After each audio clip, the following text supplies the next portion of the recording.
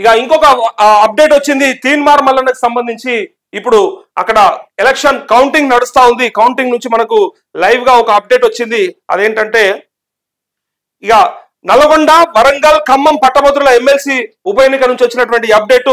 192,000 మొదటి ప్రాధాన్యత ఓటు ఏదైతే ఉందో ఆ 2 రౌండ్లు అంటే ఆ ఓట్లను లెక్కింపు చేసిండ్రు. ఆ లెక్కింపు తర్వాత కాంగ్రెస్ పార్టీ అభ్యర్థి తీన్మార్ మల్లన్నకు 14,672 ఓట్ల మెజారిటీతోని ఆధిక్యంలో ఉన్నాడు. సో 14,672 ఓట్ల ఆధిక్యంలో తీన్మార్ మల్లన్న ఉన్నాడు. సో మొదటి రౌండ్ లో ఎట్లా పోలేనంటే ఓట్లు ఒకసారి మీరు చూడాలి. కాంగ్రెస్ అభ్యర్థి 36,210 ఓట్లు తీన్మార్ మల్లన్నకు వచ్చినాయి. అట్లే బీఆర్ఎస్ రాకేష్ రెడ్డికి అనూహ్యంగా 28,540 ఓట్లు వచ్చినాయి. సో బీజేపీ ప్రేమేందర్ రెడ్డికి 11,395 ఓట్లు వచ్చినాయి.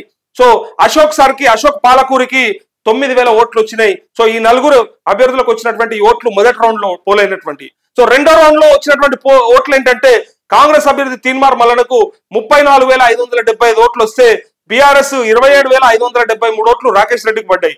సో బీజేపీ ప్రేమేందర్ రెడ్డికి 12,841 ఓట్లు వస్తే అశోక్ పాలకూరికి 11,000 ఓట్లు వచ్చినాయి. సో అశోక్ సార్ కొంత ప్రభావం చూపించినట్టే చెప్పొచ్చు.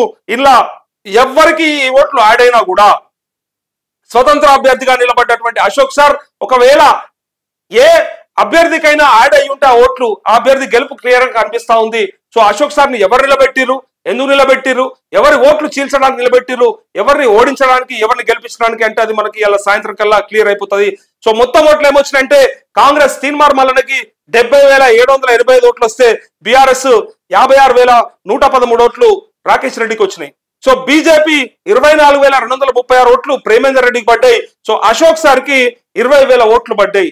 ఈ 20,000 ఓట్లు బీజేపీ ప్రేమేందర్ రెడ్డికి వచ్చినా 40,000 పైన దాటిపోతుండే, బీఆర్ఎస్ కు వచ్చినా 70,000 పైగా దాటిపోతుండే, మల్లన్నకు వచ్చిన గెలుపు దిశగా పోతా ఉండే.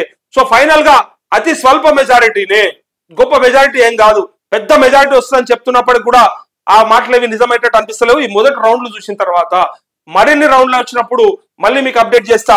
ఫైనల్ గా ఇప్పుడున్నటువంటి కాంగ్రెస్ అభ్యర్థి తీన్మార్ మల్లన్న మెజారిటీ ఎంత అంటే 14,672 ఓట్లు మాత్రమే. ఇది పెద్ద మెజారిటీ కాదు, ఏదైనా జరగవచ్చు. రాకేష్ రెడ్డికి ఇన్ని ఓట్లు వస్తాయని ఎవ్వరు ఊహించలే. 56,000 పైసలకు ఓట్లు సాధించిండు రాకేష్ రెడ్డి 2 రౌండ్లల్లా.